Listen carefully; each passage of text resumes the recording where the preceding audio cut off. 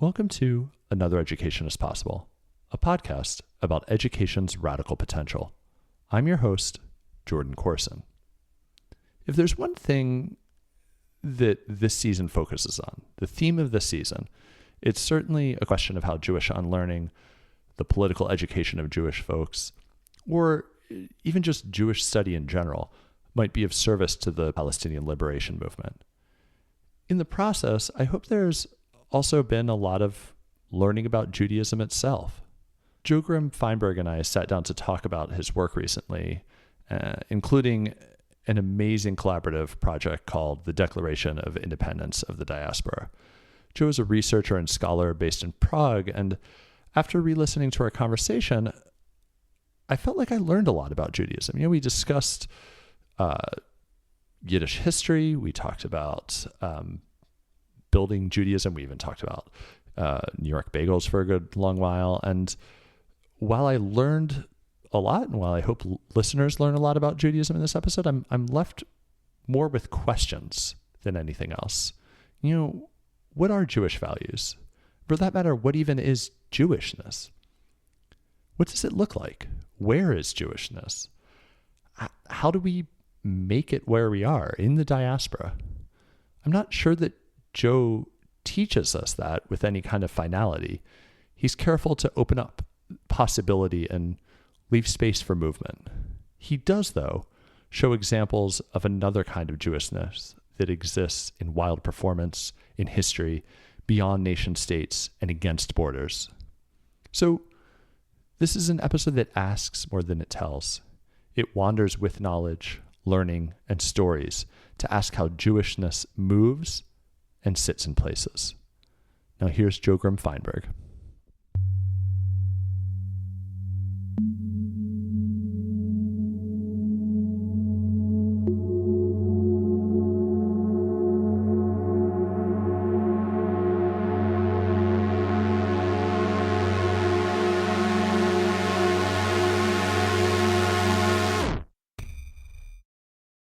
Joe Grim Feinberg, welcome to Another Education is Possible.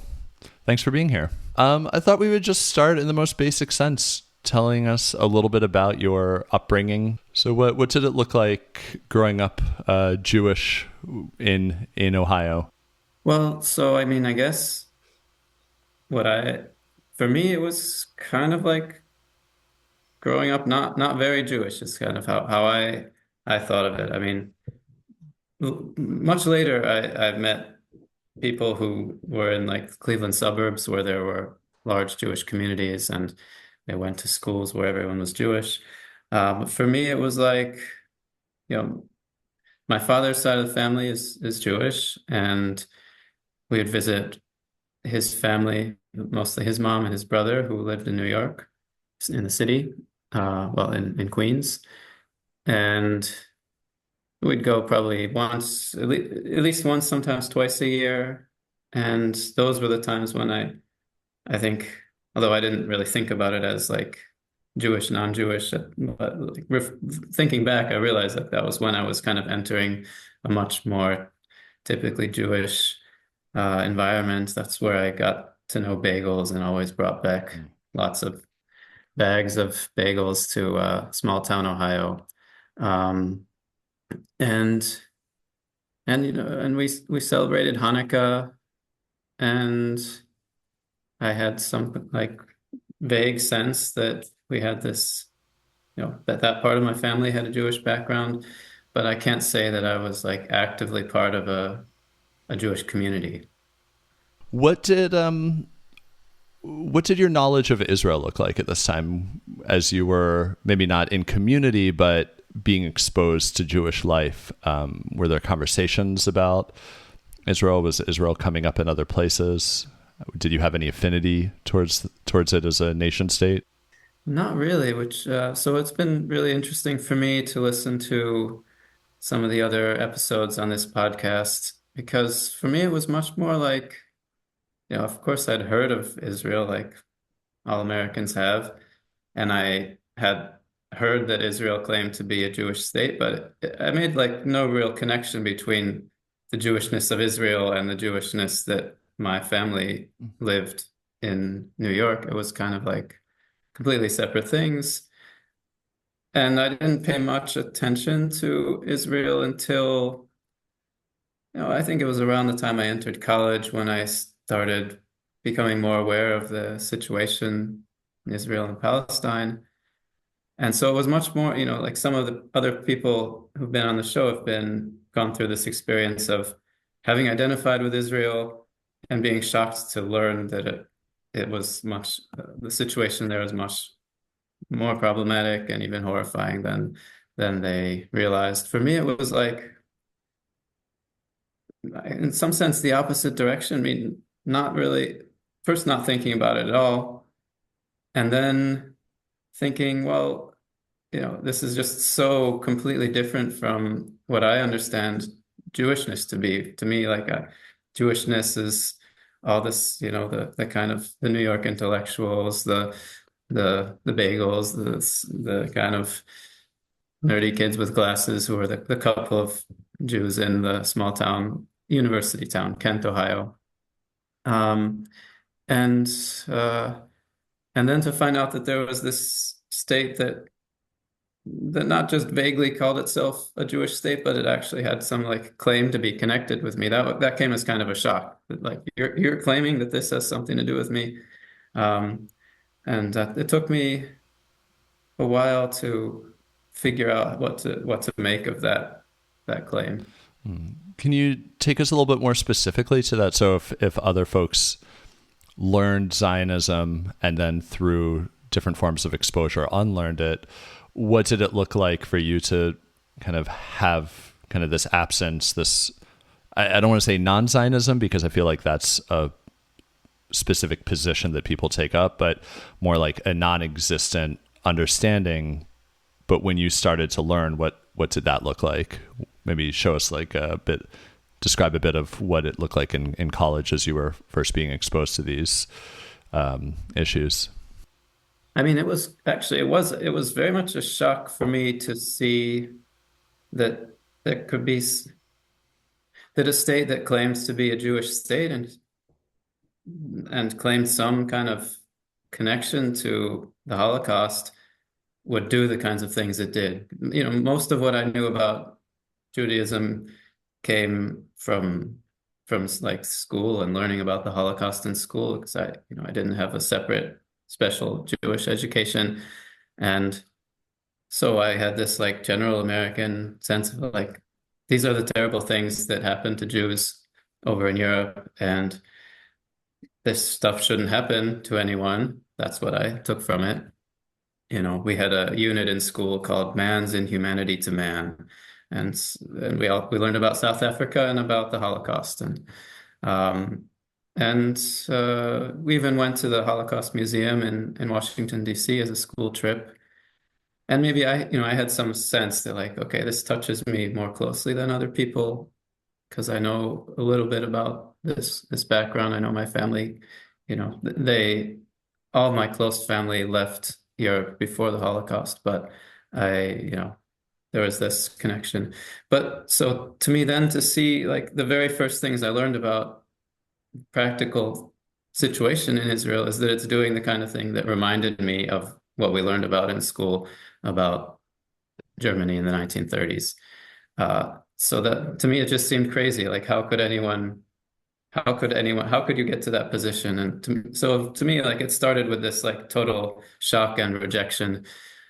And if anything, I had to make an effort to try to understand how things got there. So yeah, I mean, my education was not getting to the point where I would sympathize with the state of Israel, but I think it was important for me to try to understand how people could get to where they were, and maybe to be able to sympathize with Israelis in a way that at first I just had no comprehension of how they could live in that state in that way.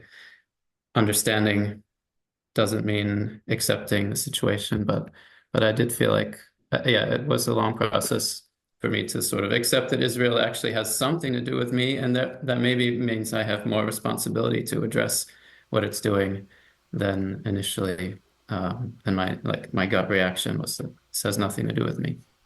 And what did those first moments look like? Was it a bit more of was it things you were reading, professors? You said this was happening in college. Is that right?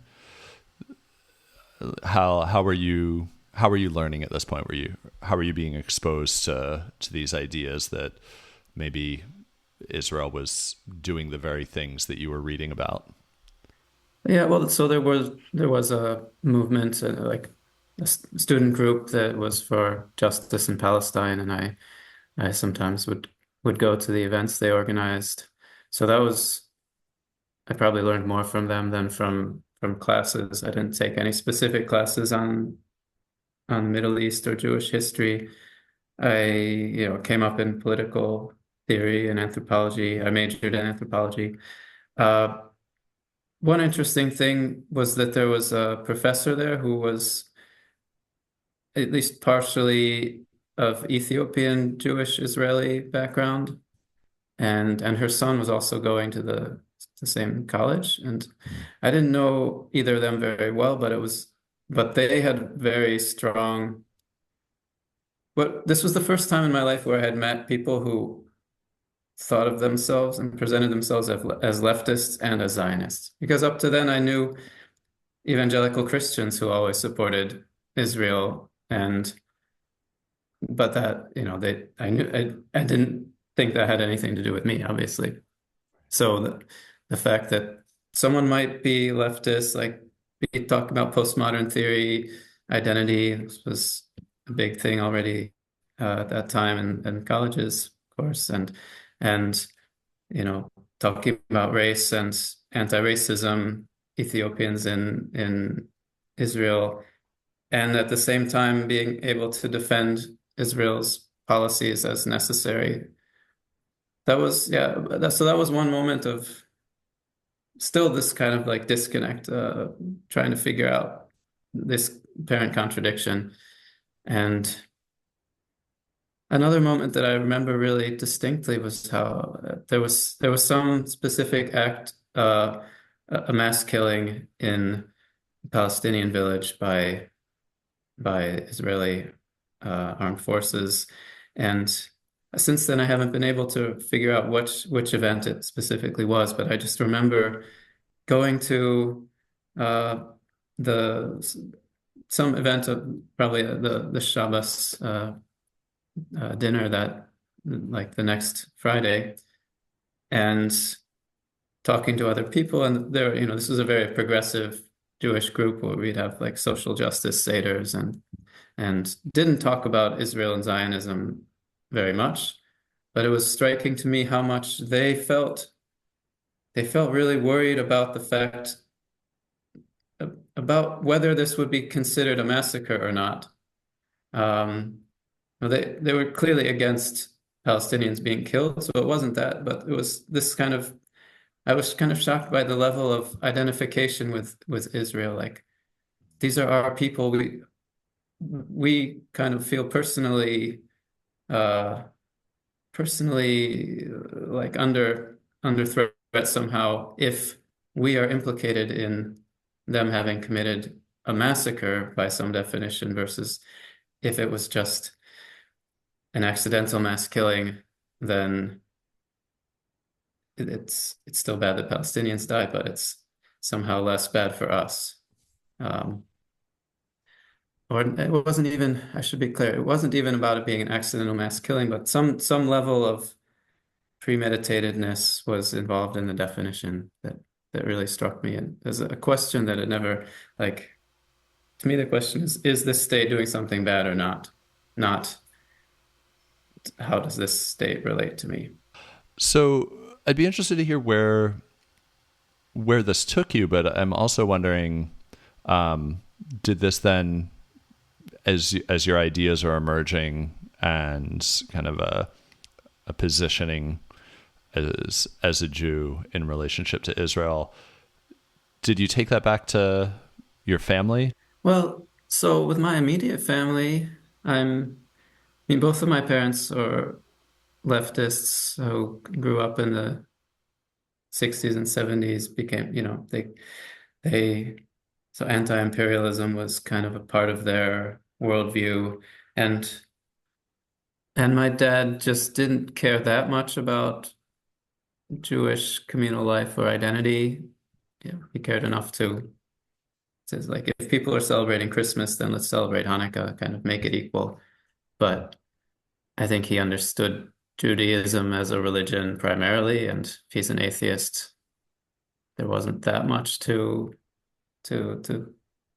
deal with it. Not that he completely rejected the heritage, but it wasn't that interesting to him, I think. Um, and I kind of regret that I didn't talk about this more with my grandma, because only after she died I learned that she'd been going to a humanist synagogue in New York, which would have been really interesting for me to learn about. You know, as kind of an answer to people who say, "How can you be an atheist and be interested in this stuff?" And it's like, well, there's this whole tradition of Jewish atheism. But it was really with a cousin of my dad's who was really close to us. It's kind of we're a family that there aren't a lot of children in the family, let's say. So like we're not a it's not a huge family, and we're pretty close to people who genealogically are not that obviously close. Um, and so he's like an uncle to me, and he was really the only the only family member who like was close to me and really wanted to talk about Israel and let's say the Zionist legacy. Um, I think for him also was kind of something that he came to a bit later in life. So he really wanted to reconnect with Israel at some point, and he invited me to go with him and his wife to on a trip to Israel, where he made it pretty. I mean, he said that one of the reasons was he wants to kind of introduce me to this country, that to make me understand it a bit better. And he, recommended me reading about it. He didn't want to just like it wasn't a brainwashing effort, but it was an attempt to make me understand what maybe he already suspected, going to a lefty college would not be my first impression of Israel from abroad. Yeah. So did you went? So I was curious enough, and I went, and I mean it was a fascinating trip. I learned the kind of thing that you don't learn reading about place, because I learned to sympathize with the people in a way, not with their arguments and their political positions, which actually struck me as even more shocking from up close. And when you actually see like when you actually walk through the empty Palestinian houses of Jaffa, or see how they're filled with art galleries, and you walk on you see what's happening right next to places that have been where there's right next to the wall, and you see all the contradictions come out much more tangibly when you're actually in Israel. But but yeah, I think there was this sense of like, but it wasn't the sense of like me feeling at home here. It was really this uncanny sense of like, why is this place that's so foreign to me claiming to be related to me? Like one of my things was like, Israelis look nothing like Jews. Like my stereotypical Jew was completely different. And I mean, so it's, that good or bad, like Jews of all colors, skin colors. That was, an amazing thing to see in Israel. But, and to see like burly, muscular Jews, it wasn't the kind of, it wasn't the society that I identified with, but was fascinating in its way. But it was like a foreign country, fascinating foreign country. Yeah. Did you encounter any of the apartheid state? Was that, I mean, it sounds like at least evidence of ethnic cleansing were there, but did you see kind of what has become very visible. I think we're recording this, I don't know, 2 weeks after the Ta-Nehisi Coates book came out, which is just everywhere in the US right now. Seems like every time I open social media, it's a new interview, a new discussion, a new quote from the book, and it's about going to a nation state called Israel and seeing the occupied territories up close. And I know that's often people's entry point educationally for breaking with Zionism. Yeah, I mean, like for me, it was, yeah, I had seen maps of Israel and the occupied territories and the maps of the shrinking territory before, but I never realized until I was there just how much of the occupied territories really isn't Palestinian controlled at all. So it was both seeing the apartheid and not seeing it. Some of what was most shocking was how much you can avoid seeing. Like how you can drive from Jerusalem through the West Bank to the Galilee, and you don't leave it. If you're just sitting in that car, you don't have any awareness of leaving Israel. You're just on the highway. And it's only if you get off the highway and want to go to Palestinian village and you have Palestinian license plates that you feel the apartheid directly, and you can kind of live without seeing it if you don't want to see it, which I think in the case of Israelis, they all know it's there and they train or get used to not seeing it, say, to a certain extent. Whereas, I think Americans, Europeans can simply not see it because we aren't actually driving through that highway where you look and you see like there's Palestinian shepherd with sheep who crosses the highway. But if that Palestinian shepherd wants to go to the city of Jericho, it would be more complicated for him to get there. Or if he wants to drive a car on this highway, he wouldn't have the same ability to drive the car there. And I kind of sympathized also with this, in my attempts to, like, it was obvious to me what Palestinians, what their perspective should be. Like the oppression was so clear to me, but I, kind of also tried to sympathize with this desire on the part of Israelis just to live like an ordinary country. This is kind of what Zionism had claimed. I promised them in the beginning, we'll found a state that'll be just like other states. We'll the other states also ethnically cleansed their populations. It's, Zionism doesn't usually so explicitly say it, but some of the early Zionists did more or less say, we're going to do the same thing that these other states did, and then we'll be done. The question will be resolved, and we can just live like without thinking about these problems anymore. And I saw like a lot of people, they don't want to hurt Palestinians, but they don't want to have to think about it. And so there's this kind of whole structure set up that enables people to say that it's not, to displace the problem, or say we'll deal with it later, or it's not, why should I have to deal with it? It's not, I didn't cause it, and all these ways that people can avoid forcing their state to change its policies. Yeah. So I know that it's probably not as direct as you went to Israel and then things started to dramatically change, or you spent some time in college learning from SJP and your ideas started to coalesce. And I also know that your work more broadly is very much intertwined with all of this, but at the same time, you're I believe you use the term philosophical ethnographer, or you do philosophical ethnography, which I'm going to try to hold off on getting too far into that, because as somebody, my work is at the intersections of education, anthropology, and theory.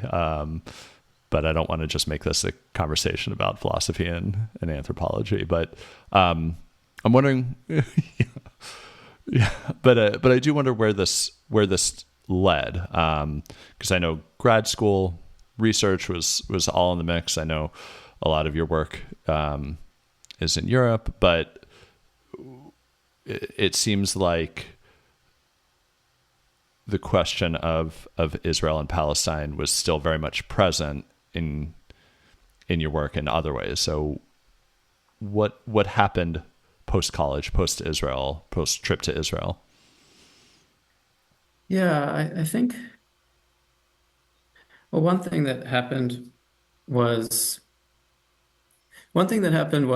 that I once, I think part of what reading about Israeli and Zionist history did to me was show me that this completely alien product that the state of Israel seemed to be, nevertheless, really did have a genealogy that it shared with the socialist Yiddishist kind of genealogy that I saw as being something that I already kind of identified with, gradually as I learned about it. Also, this was another learning process where I didn't grow up with people speaking Yiddish or talking about the Bund, but I at some point I learned like, oh, my name it's not German. My last name isn't German. It's actually Yiddish. What does that mean? What is this language? Oh, I realized that, my grandparents spoke Yiddish, and now some of them spoke Yiddish, and then that language has been lost to us. But what was this Yiddish world in New York City? Um, so that was kind of one thing that I tried to learn about and felt kind of like I was coming closer to it, though it was also a complicated process because it also felt, it was also foreign to me in that there's these generations had come in between where the tradition was cut off, and I felt like, how can I kind of go back to what claim can I make on this tradition? And then there's this, but at least that was a tradition that I sort of felt some attraction to. And this other tradition, the Zionist tradition, was really repulsive to me. No, I think that makes sense. I would imagine maybe beyond the scope of this podcast, but grad school and your broader research agenda helped guide you to Europe, but there's something compelling you in Prague to start joining and building Jewish community. Yeah, yeah. This is part of it was kind of a coalescence of a few people who, um, initially, it wasn't initiated by me. A few people got together, started some initiatives to kind of express this criticism of Israeli policy from a Jewish perspective. I got involved in that. But at the same time this was happening, I also went to Israel on that trip. I also was starting to learn about modern Yiddish culture in Europe. And it also helped me feel like understand the place of an outsider in Eastern Europe, which I there was kind of I felt some, well, the nation state that Zionists wanted to create is modeled on the nation states that were created in the region where I now live. So the consequences were different because of a lot of different factors, but the Czech Republic it's a nation state for Czechs. And if you're not Czech, there's you're not, there aren't checkpoints for non-Czechs. I'm not gonna not claim that there's some equivalency in the result, but there certainly is a feeling that this isn't your state. So part of my getting interested in Jewishness was getting interested in this principle of struggling against the nation state and finding a way of being somewhere without it being your state, or without needing to be the nation of the state. Yeah.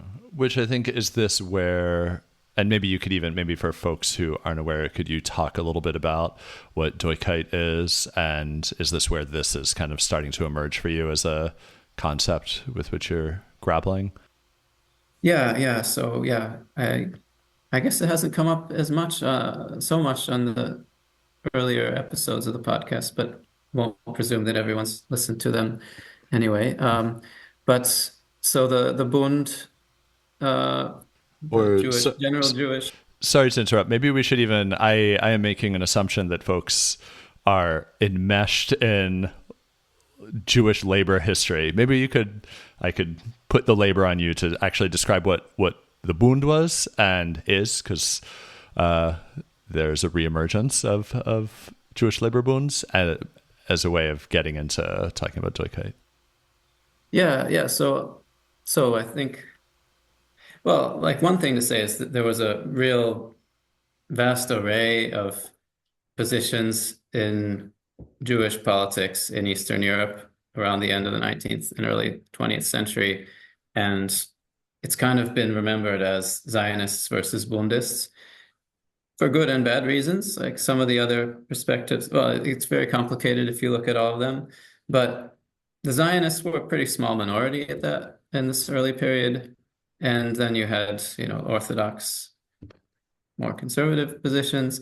And you had a few positions that tried to articulate some kind of Jewish identity or Jewish understanding, Jewish cultural heritage without without without demanding that people go to their own nation state somewhere, which and it's kind of actually ironic that the Bund became the primary carrier of this position of autonomous Jewish nationality in Eastern Europe, because it started out as a social democratic party it wanted to be like other social democratic parties in the region, just that it was organizing workers who mostly spoke Yiddish. And in the beginning, they didn't deal a lot with nationality questions, but they were faced with this really practical issue of like, what do we do if the people we represent belong to a certain, like, say, cultural milieu, and we don't think that it's in their interest to force them to speak Russian or to force them to speak Polish or to tell them to leave and go to Palestine, then maybe part of defending workers' interests also means defending workers' culture right in the place where they were. And so, yeah, in Yiddish, do means here, and doykeit means here-ness. And they developed this position of defending your right to be here where you are, both on a cultural level and politically in the state and economically in the workplace. Which I think is a really interesting concept that, I don't want to create some romantic vision of colonial Palestine of the 19th century or early 20th century once the British were in, but that there was often cooperation, cohabitation, collaboration already happening. And I mean, I would argue that like you said, it wasn't everybody, but it was explicitly a settler colonialist project from the start. But that there could have been some alternative world of doykeit for Jews in Palestine, and but maybe I should hold off on that. So I'm kind of glossing over things, but I'm wondering if this is a time when you're building Jewish community in Prague, and as well as thinking about these big questions, and that leads you to I have a few of your pieces up, as well as a specific quote, kind of writing about Jewish identity, Jewish values, Jewish life as it relates to these questions. So I'd like to just quickly quote your recent piece in Mondoweiss. So where you're engaging kind of in a conversation with Anna Raja Gopal, who has a separate piece of Mondoweiss, but I'm gonna just read sorry, spoiler alert, but like the last part of your essay, and maybe you could talk about the piece overall and kind of what you were hoping for with this. But you say, I'm quoting, pro-Palestinian statements are too easily ignored or written off when uttered by non-Jews. That unfortunate fact makes it tempting and occasionally necessary to simply reiterate those statements with the added authority that we stand behind them too, and we are Jews. But we can also move beyond this kind of activism, which relies on the authority of Jewish identity, and instead we can do the hard work of locating solidarity in Jewish tradition. I think that Anna Rajagopal made some really important points in her article where she basically, I have to simplify, but basically is arguing that, the most important thing is Palestinian freedom, and we don't need to be always talking about Jewish values and using Jewish values to justify the struggle for Palestinian freedom. And there's one level in which I think she's completely right. Palestinian freedom doesn't need Jewish values. I mean, it should be absolute. It should be based, it needs itself. Um, but I also feel like there is a problem that doesn't address, which is exactly when people who are identified as Jews are either addressed directly, say, what do you think about this as a Jew, or something is done in their name. Israel says, we do this on behalf of Jews. We need to protect Jews. The world is becoming dangerous for Jews. This is our way of protecting you. And then I don't think it's enough to just say that to just reiterate Palestinian freedom is the most important thing. It is the most important thing in this question here. But we also should respond to this kind of challenge that's being posed to us. Like, if we're being addressed as Jews, then what is our answer as Jews? And well, and my answer is that I'm uncomfortable with this idea of Jewish identity as an identity. I mean, I've been using the term sometimes, like as a placeholder, that I identify with this Jewish tradition, but I also am alienated from it in some ways. And this is also a very personal, like, way of dealing with the problem for me. Maybe isn't an issue for people who've grown up completely immersed in the Jewish community and have never felt any alienation from it. But for me, I felt like my path to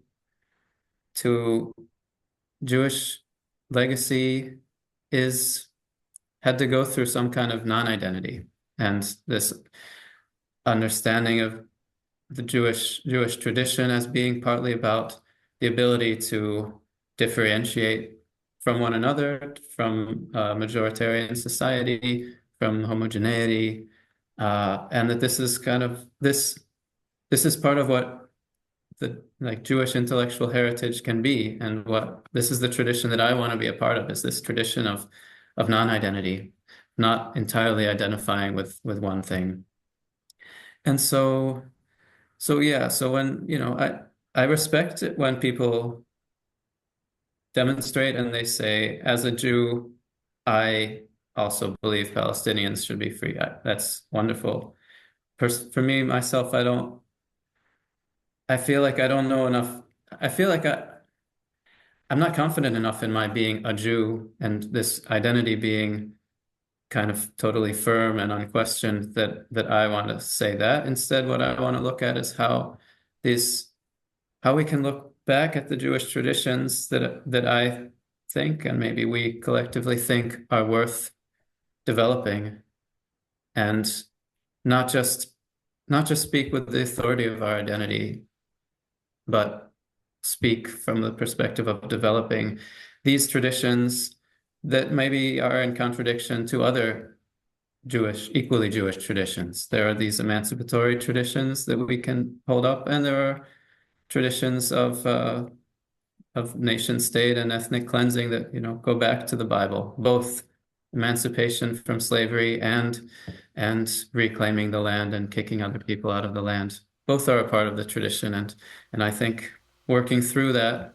is part of the challenge that we're being faced with. I do wonder.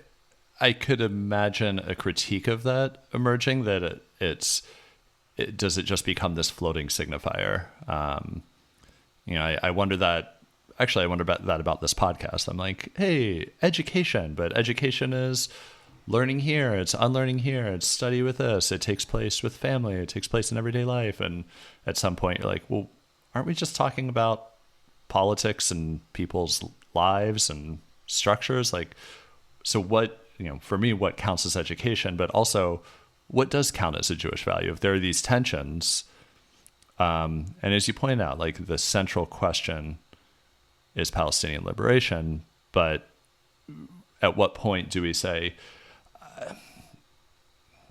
there might be some strategic, there might be a tactic of using our Judaism, but at what point is it just Jewish values are so contentious and debated? And I think you do take this up in the essay, but all of that to say, what is a Jewish value? What is not a Jewish value? Yeah, well, I also I think it's a completely legitimate position if somebody individually says, I don't care about Jewishness. I'm just going to advocate for Palestinian rights and freedom. And and that I wouldn't push anyone to go beyond that. But if we're going to be in this position where we start invoking Jewishness, then I do think that there is something more to be said. And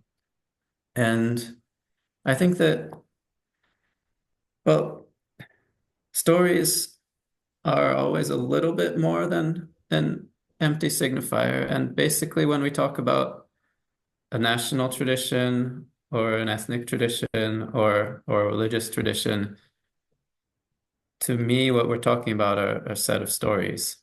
And those stories can help us to work through contradictory problems. I mean, this is what stories work through contradictions, whereas, sometimes in scholarship we can just say this is fact number one, this is fact number two, this is the logical conclusion. But when we're talking about values, I'm interested in values that emerge from these contradictions. And so I don't see this as like Jewishness is not just an empty signifier, it's a signifier that emerges in the course of these contradictory stories that people tell. And so the next story that people will tell depends on what people tell now. And some stories can be more coherent than others. Like, I think the Israeli story of itself is completely incoherent. It's become a terrible story. But I also recognize that, if I tell the story of emancipatory Jewish socialist struggles that take the Jewish position as an impulse to universal emancipation based on the experience of having been excluded, struggling against other forms of exclusion, I think it's a better story, but I have to also recognize that it's not an absolute truth, that that's not the only part of Judaism. I can't say that this is the only Jewish value. It's the one that I think I want to make other people a part of. Yeah, I really see that. And I would maybe add, in addition to story, the idea of connection. And that's one area where your work really excited me. There have been times that I've really actively tried to untether myself from my own Judaism, and yet when I hear there are plenty of people who critique nation states and nationalism, but when I started hearing you talk about a world beyond nations, and which we'll get into in a little bit, and I hear about Jewish anarchists in history, and not just hear their stories, but hear, like these people are writing through their Judaism. and coming up with these ideas, there's a deep connection to that history, and an excitement for it. And Yeah, I I, think I like, yeah, I just want to, before you yeah, go on, I just want please. to say, I really like that idea. These are stories that are told by many people and they tell them back and forth to each other. So it can never be just the process of one person inventing something. Yeah. I think that's a great place to maybe turn to some of the work that you're doing now, which is impossible to convey in a podcast because performance sits at the center of it. I love you were on another podcast that I listened to, the Jewish diaspora, where you actually read some of your work. But even that doesn't convey what is visible online, which is these big enactments. That performance has a huge role in your work. But maybe could you talk a little bit about I don't know even where to go. I I think I found some seders that had all this going on, and certainly the declaration that you recently released. I would love to hear a little bit more about that and the role that performance plays within that. Yeah, it's funny because I've never been much of a performer, or at least I haven't thought of myself as I think I'm a pretty quiet, shy person in general, but I'm always drawn to this kind of engagement with the public in some way and using text with an audience and all of these things that you just mentioned, they came up kind of by chance because had some idea that something needs to be done, and then it sort of happened. But so like I guess the first of these things that we did in Prague was well, for years I had this sense. I remembered the social justice seders that I attended in college, and no one was doing anything like this in Prague.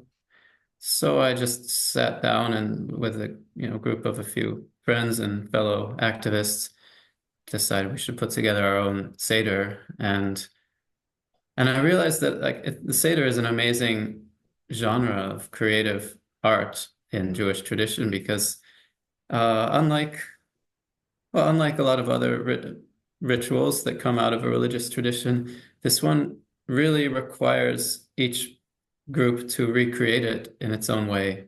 I mean, you can have a certain script and but everyone rewrites the script in some ways. Um, and I love the fact that the primary theme of Passover is liberation. Um, so it really lends itself to writing what's essentially the script of a ritual celebrating liberation, in which anyone can find their own way of celebrating it, and in a very bodily way because it involves food and gathering people together. So that's been fun and it's unfortunately been maybe well, fortunately, it's been a group of friends who's done it. I feel like it would be great to make it bigger.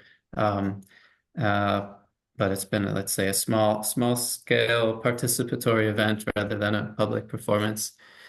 But then I started getting interested in the idea of the Purim spiel. This, for those who don't know, the tradition of putting on carnivalesque plays for the holiday of Purim, which is usually in March or February, and which retells the story of Esther in the Bible. Um, and it's another one of these things where the theme, the original material, insofar as the Bible is original, is kind of it lends itself to an emancipatory interpretation, which is also kind of covered over in the way the Bible presents it.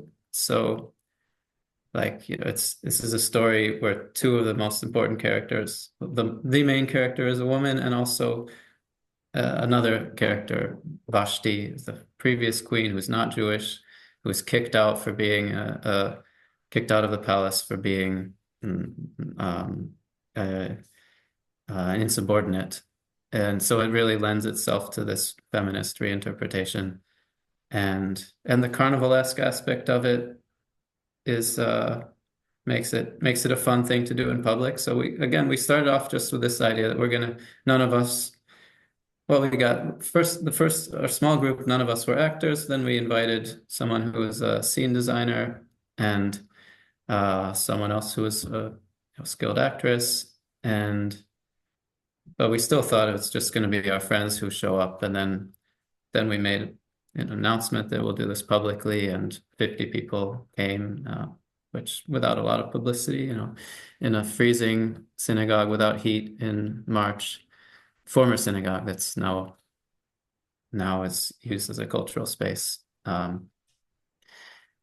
So, and I've also like it was, I mean, it wasn't a directly political statement, but it was the kind of thing that it brought people together who maybe wouldn't always see eye to eye on specific political questions, but there's a chance for then opening up discussions. I mean, I think, I tried to make the message pretty clear that this is about universal emancipation,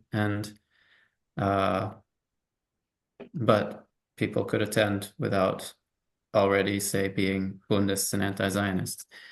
So that's that we've done a couple of years in a row now, and it's also been fun. I just quickly, I think that triggers something for me thinking back to your notion of Jewish values. That there's something happening. I mean, there's been so much happening on U.S. campuses right now, but we're recording this during Sukkot, and there have been, Sukkot is maybe not my favorite holiday, but I have so many not joyous, mischievous, fun memories of being in a sukkah and loving it. And for years now, I look at a sukkah and I'm repulsed because it's always the Chabad.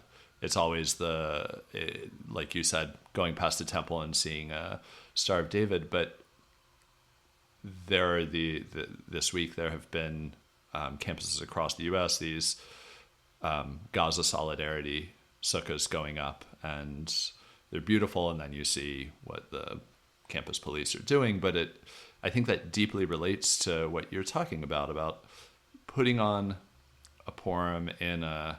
I mean, if we had another 3 hours, I'd love to hear the history of a synagogue that's no longer used in Prague, or is used as a cultural space, but something that is about performance and about liberation, but takes on the holiday of Purim. But you were about to say something else about these events. Well, just that you mentioned the declaration too, so. Yes. So I have some quotes pulled out, and I have so much to say about this. But if you could talk about the Declaration of Independence of the diaspora. This is another thing that I didn't intend it as a performance originally, but it kind of then felt like this. Well, I guess declarations of independence, generally speaking, are performative acts, and I realized that in the course of creating this. But back when our group was really just starting to get together, maybe 2019 or so, I already felt like one of the reasons that we need to do this is precisely that, especially in the Czech Jewish context, everything we do is connected to Israel. We can't say anything without first saying, expressing something about Israel, connecting ourselves, or then disconnecting ourselves. And came out of a discussion I had with a guy who, when I, at a kind of public event discussing Israeli politics, he questioned the Jewishness of some people who had signed this petition about criticizing the state of Israel from a Jewish perspective. He said, who are these people who signed this? I don't even recognize most of them, and I go to all the Jewish events here at the official Jewish community. I just said to him, well, maybe it's because those are people who don't feel comfortable going to the official Jewish community because it's so connected to Israeli politics. And his response was, well, Judaism has been about Israel for 2,000 years, so um, maybe you should learn a little bit more. And that got me thinking, oh, no, maybe we need to make this statement to say, like, no, the first and foremost, diaspora has its own position. It can say and speak on its own, and then it can take positions about Israel and about Palestine. But that idea was really just simmering in my head for a few years, and it wasn't until the after October 7th when it felt like something really urgent that we have to really make this statement. Like, we can't stand this, we can't take it any longer of living kind of under this domination of Israel. I used kind of creatively used the language of declarations of independence to undermine it a little bit. So diaspora is not dominated by Israel the way Palestine is dominated by Israel. That's just one example. A declaration of independence of Palestine has a different sound to it.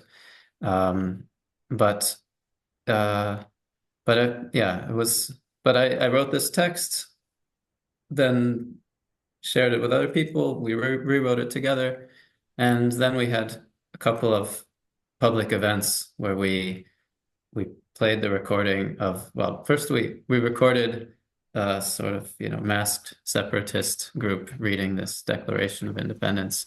Was this on the stairs, the one that was filmed? Yeah, yeah, yeah. Yeah.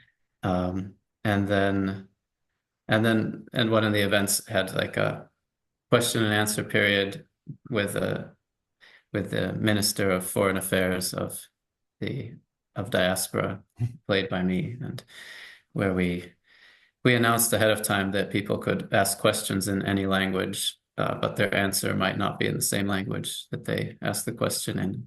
People took that seriously. So the whole Tower of Babel started emerging in the room, and I felt like it both, to me anyway, it felt like we made some important political points, but also with a bit of laughter and a bit of this feeling of liberation from some of these structures uh, that state politics, state nationality politics get us involved in.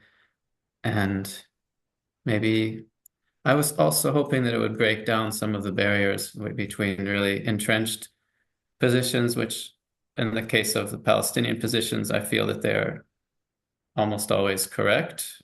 There are sometimes I would criticize things that are said, but fundamentally the Palestinian positions are usually legitimate and correct positions, and the Israeli ones I don't consider to be usually very legitimate. But the fact that they're so entrenched and can't speak to each other was already a problem to me. And I also was hoping that by shifting the discourse, at least for this moment, we could open up some new areas of conversation. I mean, I don't know who needs to be convinced, who we can convince. I'm not speaking to the far right in Israel at this moment, but there, yeah, I feel like we need people shouting and yelling in demonstrations, but maybe we also need to kind of poke fun at discourse on another level and creatively,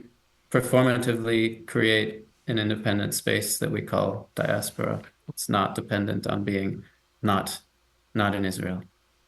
Yeah. And I think there's something, I've kind of let the fundamental aspect of education that's driving this podcast go, but I think there's something deeply pedagogical about turning this to performance. I love I used to observe students, some of my work during grad school as being a student teacher supervisor, and I would look at high school social studies teachers all over New York City, and every single one, you gotta do the Declaration of Independence. And I always wonder, like, what would this is such an answer to what would almost an anti-declaration of independence look like. What would a anti-nationalist declaration look like, and how would we teach it? I'd love to. I know you have read this in many spaces, but I have just a couple of quotes. Maybe I'll at least share one because I'm most interested personally in kind of borders and movement. And I think those borders are often dictating. In a lot of my classes, I show Israeli checkpoints and the militarization and the surveillance, and then the implication of, well, who's also paying for these guns that are, I don't know what you would call them, automated guns that are being held up at checkpoints and all of this. But anyway, let me just quickly read one little selection. The borders of diaspora are everywhere and nowhere, and can be crossed at any moment.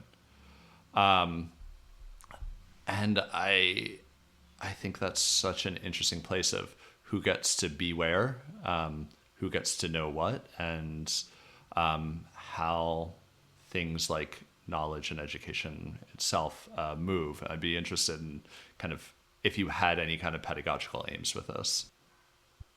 Yeah, I mean, one thing I love about the podcast is I think the fact that we're not always talking directly about education at least for me, it makes me think about education in new ways because it's really bringing it out of the classroom into other areas. And I think, yeah, I mean, part of education happens in these moments of engagement and agitation, let's say. Uh, I also, well, my girlfriend, who's an artist, inspired by the fact that declarations of independence often become beautiful, or they become what's the word? Aestheticized? Aestheticized. There's an Yeah, aesthetic quality that's rendered onto that. aestheticized Yeah. physical objects. Mm. Um, and so this is then something that we can give the paper away and make someone question what they think and what they've learned. It's Education is always situated in some context, and so for people who grew up in United States schools, they're what they think of as the Declaration of Independence of the United States. And this certainly, since that's also the declaration I grew up with as a model, so it was definitely a response to that. Why we want to why we want to think about creating a space that's not a new state, but a stateless space, but is still real. I mean, it's fiction, but every Declaration of Independence begins as a fiction, and it's made real by the practice that comes after, if it's successful. But also the declaration is in some ways parodying the Israeli declaration. Parody maybe it sounds like it's just a joke, but I mean it took up some of the language there that's used in the Israeli Declaration of Independence to kind of say, well, like if you take some of these ideas seriously, then if you really are reaching out, the declaration says, we reach our hands out to the Arab population to join us in the upbuilding of the state of Israel. So, well, if you're really serious about reaching out your hands to the other nations, then think of a space where they would actually be equals in this process. So I guess, yeah, I guess this kind of I'm interested in this kind of education how you can reach people in unexpected places. Of course, sometimes I teach and I'm interested in teaching people in the classroom, but I think sometimes these big political issues, you can raise questions in the classroom, but a lot of what you can do is you can reach different people and kind of try to break down barriers to thought that I think come up when people feel like they're put in the defensive, which which I see a lot now, especially since October 7th, even more than before, is people who have some identification with Israel. I sense this need to defend themselves. Not even they think of it as that they're under attack, and the worse that Israel becomes, the more entrenched they have to be, even when they know it's doing something bad. But because they've already sort of taken this step to identify with it, and they feel attacked when Israel is criticized. And we need insofar as those people can be brought out of that position, I think that's only a good thing if we can break down those walls. I mean, I still think the most important thing is for Palestinians to organize and the global public to organize. But I don't think people who defend Israel are lost causes either. I this is something I'm grappling with myself. I want to make personally, I want to make no space for Zionists, and I hope that anybody who's kind of in that world can challenge it, like you said. But I don't know what to do with this feeling of I have Zionists in my life that I do have to deal with in some way. But it's I think one thing, this is where some of just in preparing for this interview, reviewing some of your performances really helped. That I think the one that I mentioned earlier, while you all are reading the declaration, and for folks just listening to our podcast, we'll certainly share these videos on our social media. But it's so striking that there's somebody wearing a keffiyeh as a mask. There's somebody with a giant flower, I'm not going to say mane, and you're standing on these public stairs, and it's kind of an offering, right? You can't control what people learn, what people get from it, because it's something very public.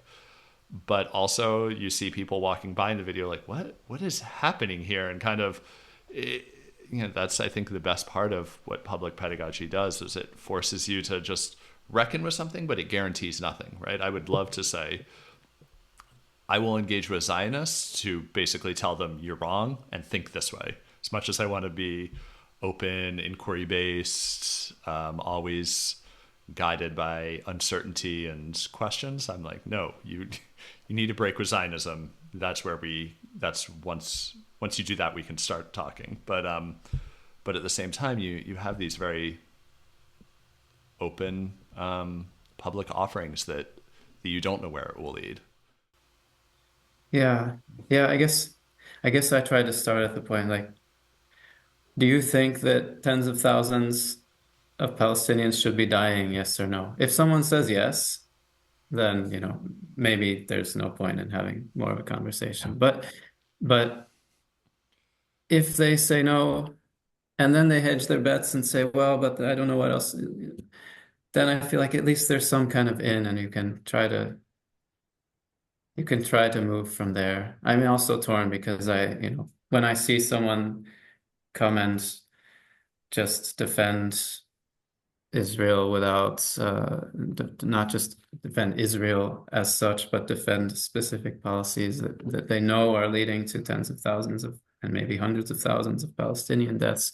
And when they don't even talk about that, yeah, I mean, definitely there's a part of me that thinks that this is just beyond the pale. But I really do, yeah, I try to think that I try to look for ways that conversations can move in positive directions.